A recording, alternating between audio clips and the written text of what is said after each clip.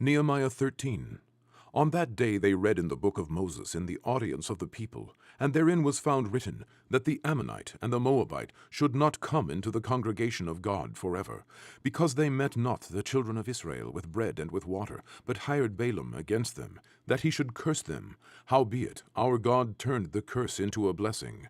Now it came to pass, when they had heard the law, that they separated from Israel all the mixed multitude. And before this, Eliashib the priest, having the oversight of the chamber of the house of our God, was allied unto Tobiah.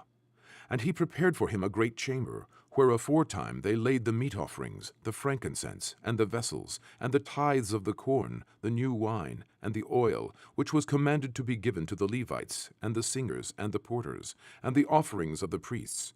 But in all this time was not I at Jerusalem, for in the 32nd year of Artaxerxes king of Babylon came I unto the king, and after certain days obtained I leave of the king.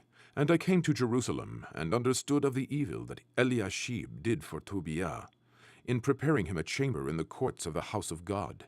And it grieved me sore. Therefore I cast forth all the household stuff to Tobiah out of the chamber. Then I commanded, and they cleansed the chambers, and thither brought I again the vessels of the house of God, with the meat offering and the frankincense.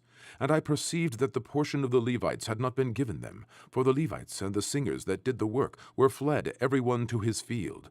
Then contended I with the rulers, and said, Why is the house of God forsaken? And I gathered them together, and set them in their place. Then brought all Judah the tithe of the corn, and the new wine, and the oil unto the treasuries.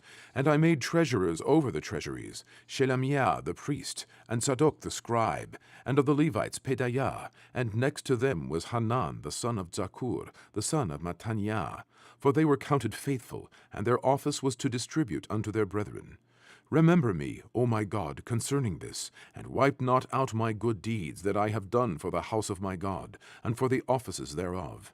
In those days saw I in Judah some treading winepresses on the Sabbath, and bringing in sheaves and lading asses, as also wine, grapes, and figs, and all manner of burdens, which they brought into Jerusalem on the Sabbath day. And I testified against them in the day wherein they sold victuals. There dwelt men of Tyre also therein, which brought fish and all manner of ware, and sold on the Sabbath unto the children of Judah, and in Jerusalem. Then I contended with the nobles of Judah, and said unto them, What evil thing is this that ye do, and profane the Sabbath day? Did not your fathers thus, and did not our God bring all this evil upon us and upon this city? Yet ye bring more wrath upon Israel by profaning the Sabbath. And it came to pass, that when the gates of Jerusalem began to be dark before the Sabbath, I commanded that the gates should be shut, and charged that they should not be opened till after the Sabbath. And some of my servants set I at the gates, that there should be no burden be brought in on the Sabbath day.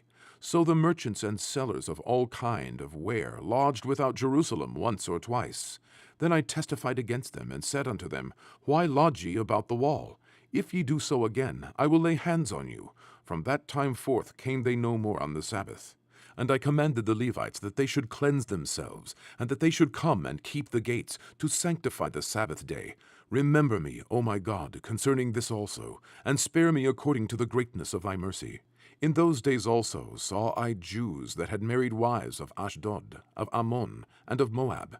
And their children spake half in the speech of Ashdod, and could not speak in the Jews' language, but according to the language of each people.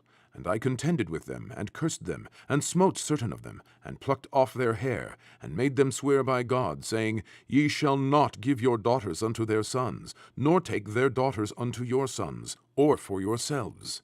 Did not Solomon, king of Israel, sin by these things?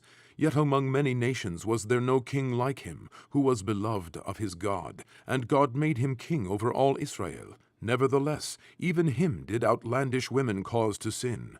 Shall we then hearken unto you to do all this great evil, to transgress against our God in marrying strange wives? And one of the sons of Joiada, the son of Eliashib the high priest, was son-in-law to Sanballat the Horonite. Therefore I chased him from me. Remember them, O my God, because they have defiled the priesthood, and the covenant of the priesthood, and of the Levites. Thus cleansed I them from all strangers, and appointed the wards of the priests and the Levites, every one in his business, and for the wood offering at times appointed, and for the firstfruits. Remember me, O my God, for good.